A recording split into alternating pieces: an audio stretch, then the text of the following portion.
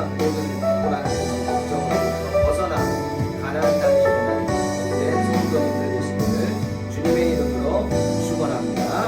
아멘.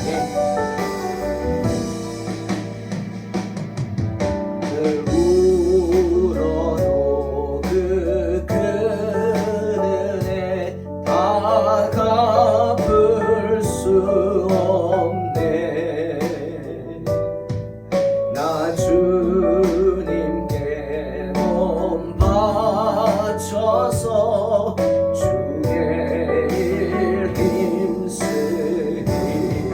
아멘. 십자가 내가 처음 볼 때 나의 맘에 그 고통 사라져.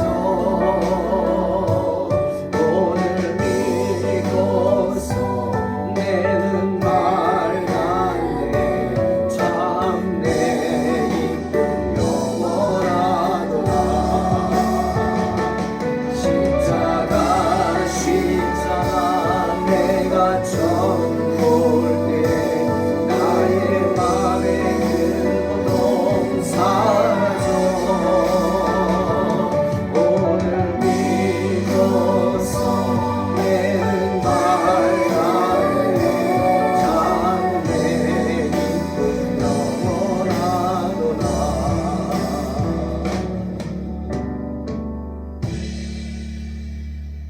아멘. 출애굽기 1장 1절로 7절 봉독합니다. 야곱과 함께 각각 자기 가족을 데리고 애굽에 이른 이스라엘 아들들의 이름은 이러하니 르우벤과 시므온과 레위와 유다와 이사갈과 스불론과 베냐민과 단과 납달리와 갓과 아세리요. 야곱의 허리에서 나온 사람이 모두 70이요. 요셉은 애굽에 있었더라. 요셉과 그의 모든 형제와 그 시대의 사람은 다 죽었고 이스라엘 자손은 생육하고 불어나 번성하고 매우 강하여 온 땅에 가득하게 되었더라. 출애굽기를 시작합니다. 출애굽기는 모세가 썼다고 알려진 모세오경, 창세기, 출애굽기, 레위기, 민수기, 신명기 중에 하나입니다. 출애굽기는 하나님께서 이스라엘 족장들에게 이미 주셨던 그 약속의 성취를 말씀하는 책입니다. 비록 요셉 이후에 430년간 애굽에서의 생활 중에 많은 시간을 애굽의 통치를 받는 노예로 지내고 있었지만 하나님께서는 이스라엘 자손이 수많은 백성으로 번창할 것과 애굽으로부터 구원을 받게 될 것, 그리고 이제부터 하나님의 백성으로 선택되어 살아갈 것을 말씀하는 책입니다.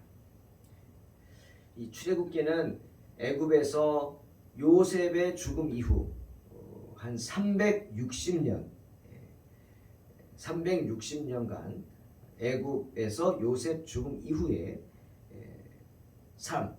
야곱의 후손들의 삶을 이야기하는 책이라고 할 수 있습니다. 그 사이에 어떤 구체적인 일을 이야기하진 않지만 그 모든 시간들을 포함한 그 환경을 이야기하는 책이라고 할 수 있죠. 이스라엘 백성들은 7절 말씀처럼 생육하고 번성했습니다. 매우 강하게 되어서 온 땅에 가득하게 되었죠. 고센이란 땅, 처음에 요셉이 아비 야곱에게 준 땅이 고센이죠. 이곳은 애굽의 변두리입니다. 그리고 가나안에서 가장 가깝죠. 가나안에서 애굽으로 가기 위해서 제일 먼저 들어가게 되는 땅이라고 할 수 있죠. 때문에 아마 하나님께서 반드시 당신의 백성들을 다시 약속의 땅으로 데려가시리라 믿음을 갖고 있었기 때문에 고센 땅을 준 것 같습니다. 그 고센을 중심으로 이스라엘 백성들은 크게 강성했어요. 어느 정도였느냐? 요셉이 죽은 다음에, 여러분 우리 그런 말 있잖아요. 정승집 개가 죽으면 문전성시를 이루죠. 예? 정승집에서 정승이 애지중지 키웠던 개가 죽었어요. 소문났더니 막 위로한다고 그냥 난리가 났어요, 집에. 그런데 정작 정승이 죽으면 어떻게 돼요? 예? 개미새끼 한 마리 없다. 뭐 이런 표현이 있지 않습니까? 그런 겁니다. 요셉이 살아있을 때는 아주 애굽 사람들이 야곱도 존경하고 그의 가족도 존경하고 이런 귀한 아들 덕분에 우리가 살았습니다. 그렇죠. 7년의 가뭄을 이겨냈으니까 그렇게 했지만 요셉이 죽은 다음에는 성경은 요셉을 모르는 왕들이 섰다 그랬어요. 요셉을 모르는 애굽의 지도자들이 세움받은 다음에는 위협을 느꼈죠. 예? 아니 저놈들이 뭔데 저렇게 세게 우리 땅의 한 부분을 차지하고 저렇게 인구가 많고 왕성하게 성장하느냐 겁이 났어요. 예. 여러분 이스라엘 백성들은 가장 큰 축복이 뭐냐면 자식의 축복입니다. 시편 127편 4절에서 5절에 젊은 자의 자식은 장사의 수중의 화살 같으니 이것이 그의 화살통에 가득한 자는 복되도다. 그들이 성문에서 그들의 원수와 담판할 때에 수치를 당하지 아니하리로다 말씀하시죠. 원수와 담판할 때 수치를 당하지 않는다. 예. 뭐 때문에? 자녀들이 많기 때문에 그렇다. 때문에 이스라엘 백성들은 자녀를 많이 낳으려고 했습니다. 그리고 또 한 가지 애굽의 여인들과는 달리 이스라엘 여인들은 별로 치장을 하지 않았죠. 그렇죠? 가나안 여인들하고도 달랐죠. 그래서 이스라엘 백성들이 남자들이 다 그냥 그 가나안 여인들에게 넘어갔던 이유가 뭐냐? 가나안 여인들은 그냥 뭐 화장도 잘하고 지금도 이스라엘의 가나안 박물관 가면은 예전에 사용했던 화장품들이 나오죠.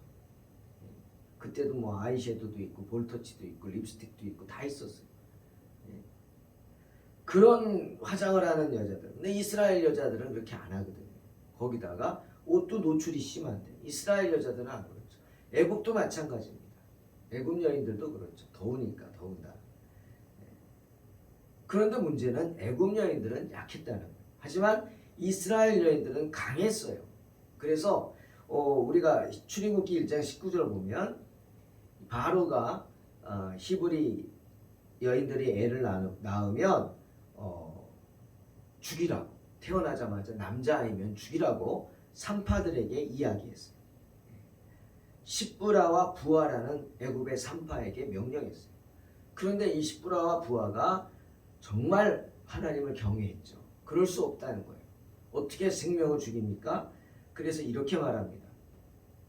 바로가 너희들 왜 이렇게 니들 일 안 하느냐 그러니까 히브리 여인은 애굽 여인과 같지 않아서 건장하여서 산파가 그들에게 이르기 전에 해산합니다.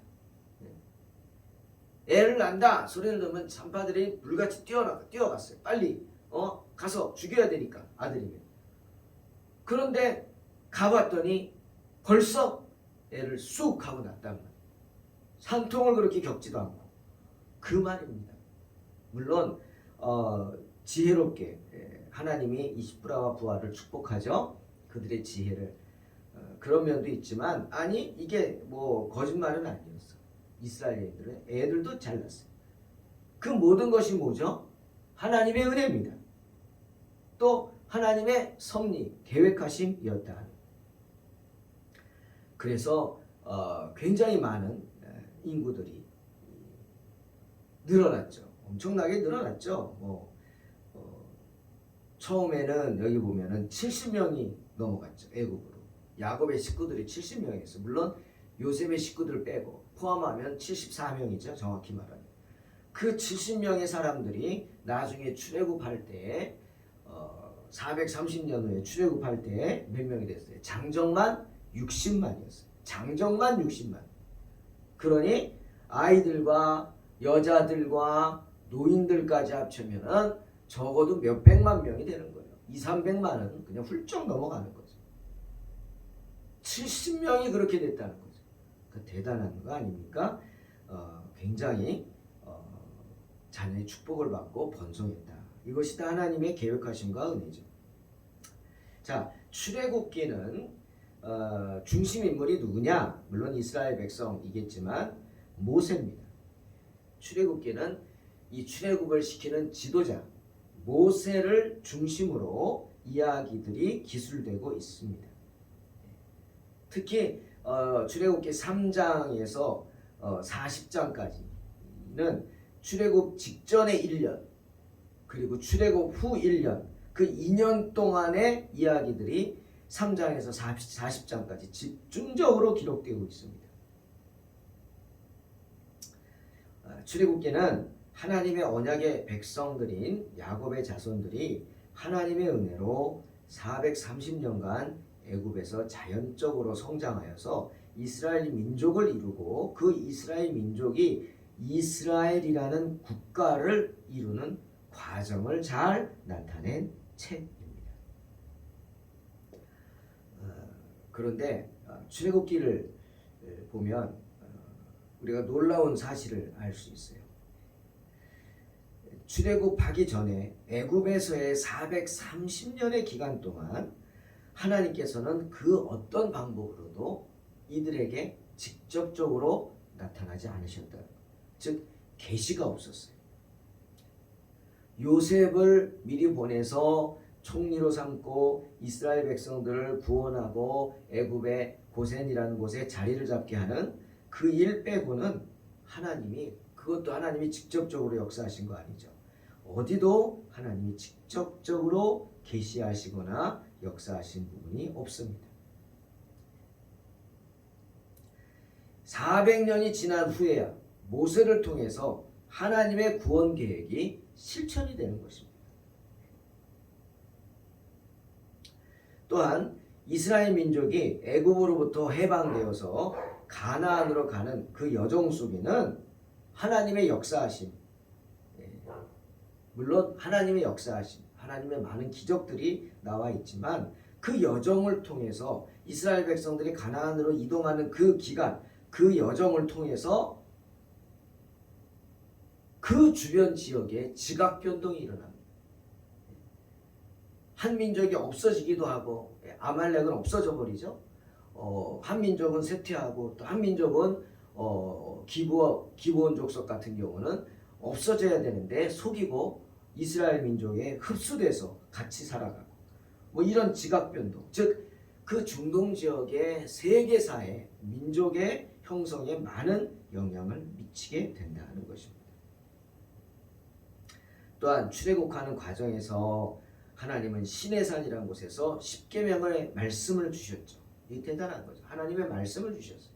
그리고 또한 성막이지만 성전을 성소를 건축하게 하셨어요. 텐트죠. 쉽게 말하면 천막이지만 천막교회죠. 천막 성소를 건축하게 해서 세우게 해서 그곳에 하나님이 머무셨다는 거예요. 즉 하나님의 영광이 가득했다. 그 말이 뭐예요? 하나님께서 그곳에 이스라엘 백성들 가운데 좌정하셨다. 함께 하셨다는 거예요. 그런 의미에서 이 성소가 엄청난 의미가 있는 것입니다.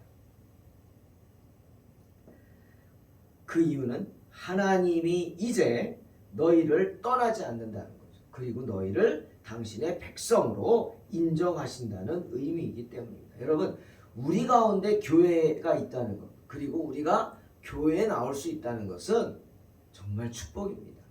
왜죠? 하나님이 함께 하신다는 의미이기 때문에.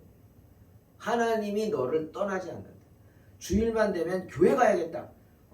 무슨 일이 있어도 교회 가서 예배드려야겠다. 이런 마음이 우리 가운데 있다는 건 뭐냐? 바로 하나님의 영이 우리를 꽉 잡고 있다는 거예요. 할렐루야, 축복입니다.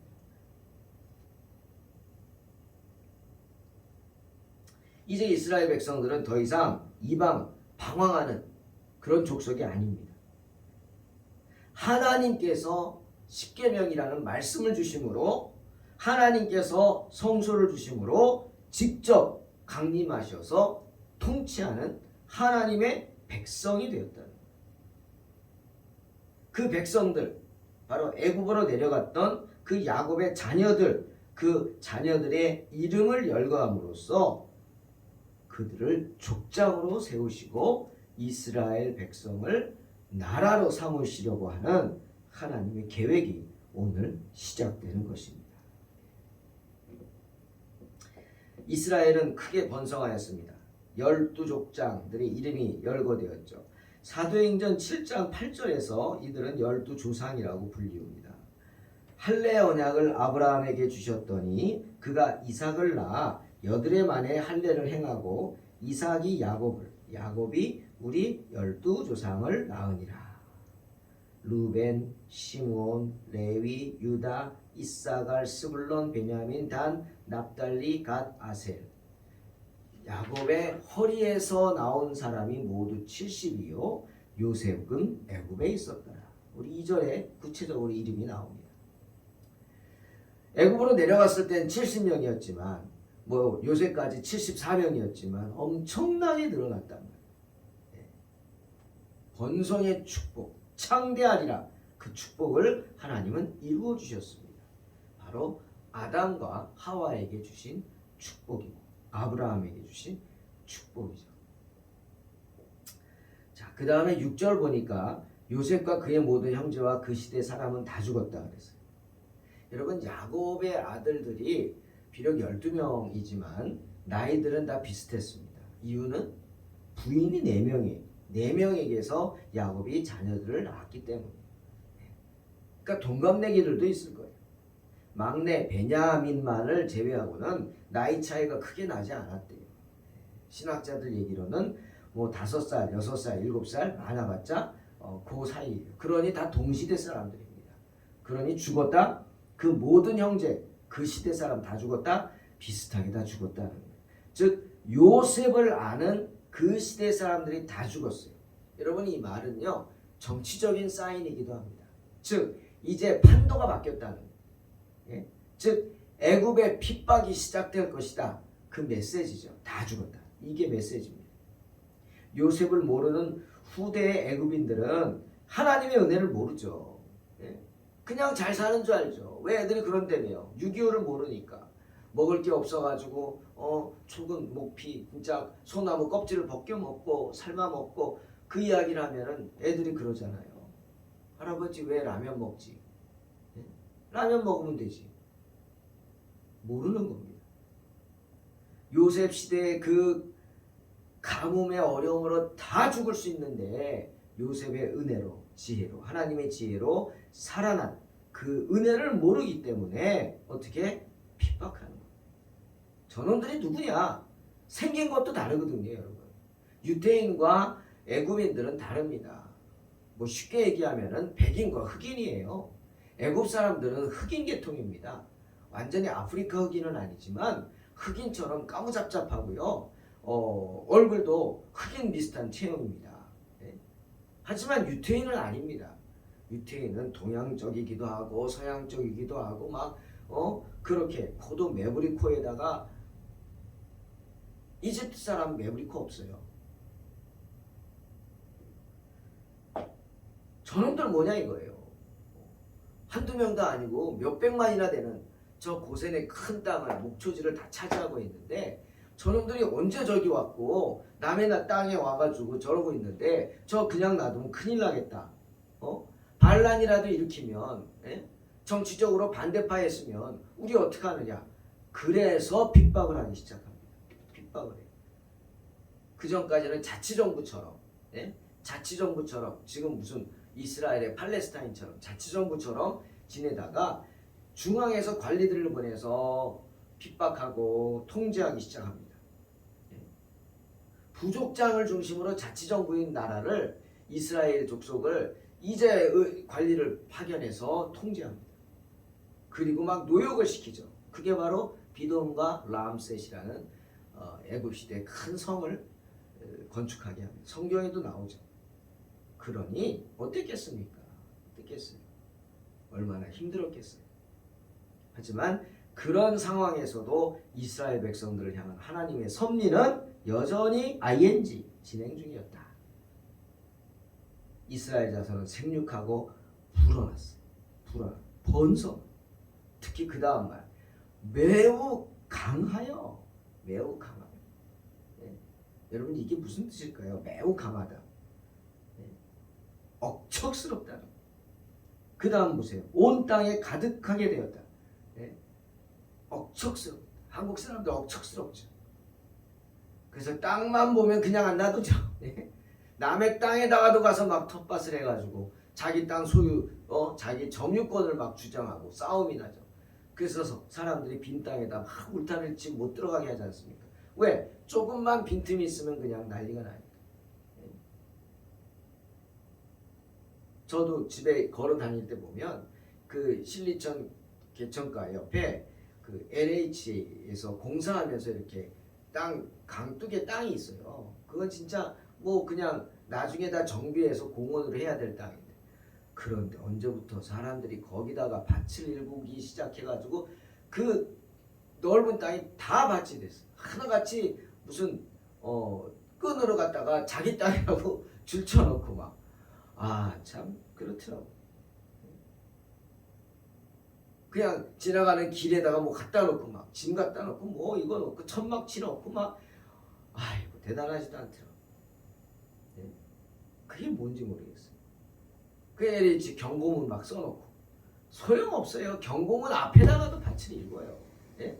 뭐 소용없어요. 그러니까 나중에는 민원도 들어가고 그러니까 어떻게 해요? LH에서 와서 그냥 불도저로 다 밀어버리더라고. 그래가지고 밭을 일구지 못하게 막 여기저기 파놓고 쌓아놓고 막 그래놨어요. 그런데 그래도 어떤 분들은 그 쌓아놓은 걸 막 흩어가지고 또 밭을 하더라고. 아 대단한 것 같아요. 대단해. 그게 바로 온 땅에 가득한 거죠. 억척스러워 강하다. 이스라엘 백성들이 그랬어요. 그러니 주님의 말씀 생육이 중다하고 번식하고 창성하고 심히 강대하다 이렇게 말씀하는 겁니다. 그것은 그런데 약속입니다. 하나님께서 오래전에 이스라엘의 선조들 아브라함과 이삭과 야곱 그 선조들에게 하신 약속이었어요. 그러니 이것은 바로 언약의 성취입니다. 사랑하는 성도 여러분, 하나님은 당신의 약속을 반드시 이루는 분인 줄로 믿으시기를 주의 이름으로 축원합니다. 이스라엘 백성들이 그 증거입니다. 하나님은 우리를 섭리로 주관하십니다. 여러분 섭리 뭔지 알죠? 창조주 하나님은 그의 모든 피조물을 보존하시고 지키시기 위해서 세상에서 일어나는 모든 일을 간섭하시고 활동하십니다.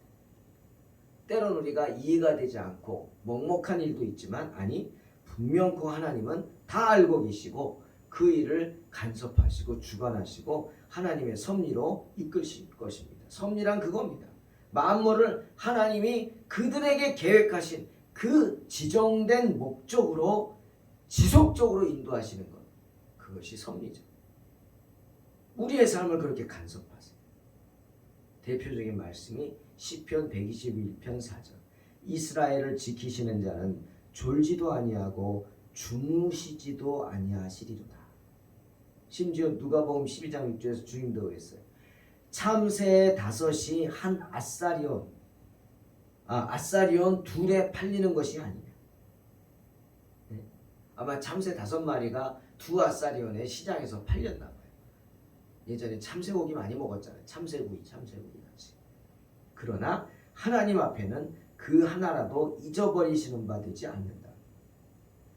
참새들 5마리 잡혀가는 것까지도 하나님은 다 아신다는 거예요. 왜? 하나님이 이 세상을 주관하시고 섭리하시니까.